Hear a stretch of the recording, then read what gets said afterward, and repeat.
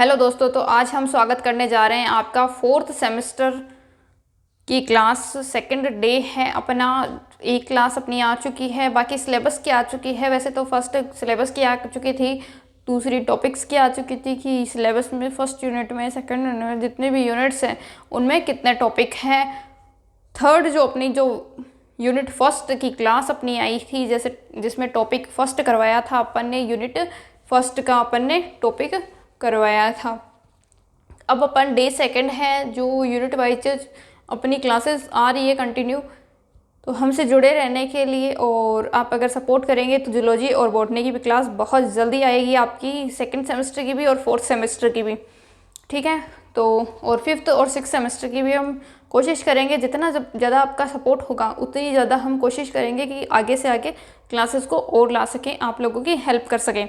ठीक है, बिल्कुल फ्री क्लासेस है और कंटिन्यू होगी। पूरा सिलेबस लाइन टू लाइन करवाया जाएगा। एक अक्सर भी, एक लाइन भी बाहर नहीं होगी। जहाँ से हमने करवाया है उससे बाहर कुछ नहीं होगा। लाइन टू लाइन आपको फ्री में यूट्यूब पे करवाया जाएगा। कोई एप्लीकेशन डाउनलोड नहीं करनी, कुछ नहीं करना।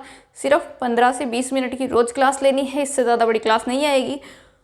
हाँ, अगर हो सकता है सिलेबस कवर नहीं हुआ तो आधे घंटे की क्लास आएगी मैक्सिमम, और आपका सिलेबस जल्दी कवर करवाएंगे। किसी पैसा खर्च करने की कोई ज़रूरत नहीं है, बिल्कुल फ्री में है। तो इतना सपोर्ट आप लोग भी कर सकते हैं कि आप कमेंट कीजिए कि समझ में आ रहा है या नहीं आ रहा, और प्लस लाइक कीजिए और शेयर भी कीजिए जो आपके साथ वाले हैं उनको।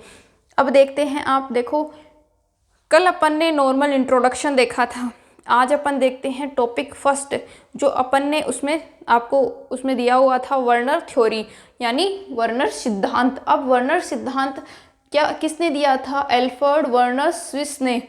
ये वैज्ञानिक था, इसी के नाम पर इसकी जो नाम पड़ गया वर्नर थ्योरी पड़ गया। इसको नोबेल पुरस्कार दिया था 1913 में, नोबेल पुरस्कार से सम्मानित किया गया था 1913 में।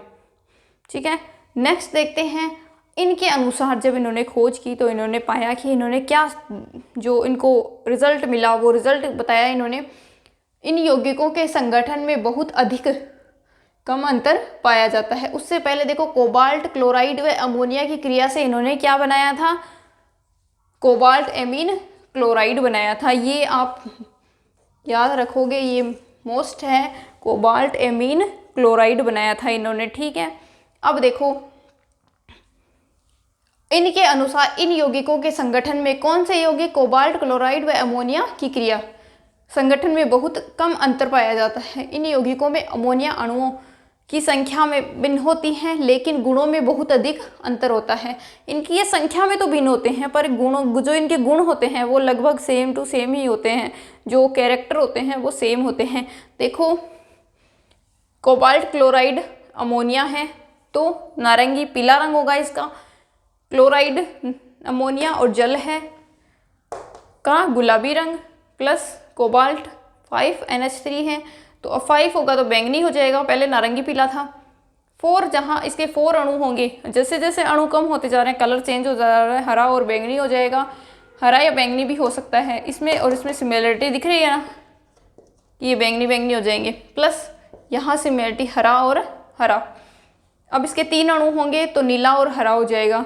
मतलब कि जो इनके कैरेक्टर्स हैं वो कहीं ना कहीं सिमिलरिटी दर्शा रहे हैं, समानता दर्शा रहे हैं, एक दूसरे के सिमिलर हो। ठीक है, पैरेलल हैं। फिर वर्नर सिद्धांत के मुख्य बिंदु निम्न हैं, मुख्य बिंदु बताए हैं। वर्नर सिद्धांत के मुख्य बिंदु 2 बताए हैं धातुओं के साथ, एक तो प्राथमिक है, एक द्वितीयक है। प्राथमिक कौन सा है? प्राथमिक या प्रमुख संयोजकता, प्राइमरी और प्रिंसिपल वैलेंसी। ठीक है, नेक्स्ट आपका होगा द्वितीयक या अवशिष्ट या सहायक संयोजकता, सेकेंडरी ऑक्सिलरी, देख सकते हो आप, सेकेंडरी ऑक्सिलरी रिड्यूसल वैलेंसी। ठीक है, अब इसमें फर्स्ट अपन देखते हैं, दोनों के बारे में बहुत अच्छे से स्टडी करेंगे। फर्स्ट में अपन नॉर्मल स्टडी है, इनके 5-6 पॉइंट पढ़ने हैं। ठीक है, आपकी जो सेकंड है द्वितीयक, उसमें अपन इसको पूरी डिटेल से पढ़ेंगे, इसके अनुप्रयोग आएंगे, सिद्धांत आएंगे, कंप्लीटली इसको डिटेल से अपन कवर करेंगे। इनकी मुख्य विशेषताएं निम्न है। विशेषता देखो क्या क्या है। जो फर्स्ट विशेषता है उस पर 4 पॉइंट हैं। 4 पॉइंट कौन कौन से हैं देख लो। यह धातुएं सामान्य ऑक्सीकरण अवस्था प्रदर्शित करती हैं, यानी कि ये जो धातुएं हैं वो सामान्य ऑक्सीकरण अवस्था प्रदर्शित करती है। नेक्स्ट पॉइंट है, ये संयोजकता संतुष्ट होने पर अकार्बनिक यौगिक का निर्माण करती है। कैसे कार्बनिक यौगिक अकार्बनिक यौगिक का निर्माण करेगी?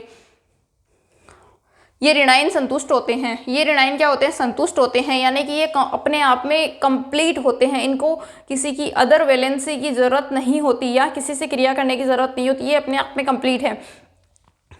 आयनिक प्रकृति, ये आयनिक प्रकृति रखते हैं, जैसे ये आयनिक प्रॉपर्टी, ये प्लस माइनस किसी के साथ भी आप जुड़ सकते हैं। वैसे प्राथमिक संयोजकता को बड़े कोष्टक के बाहर लिखा जाता है। अगर जो प्राथमिक संयोजकता है उसको कहाँ लिखा जाता है? कोष्टक के बाहर लिखा जाएगा।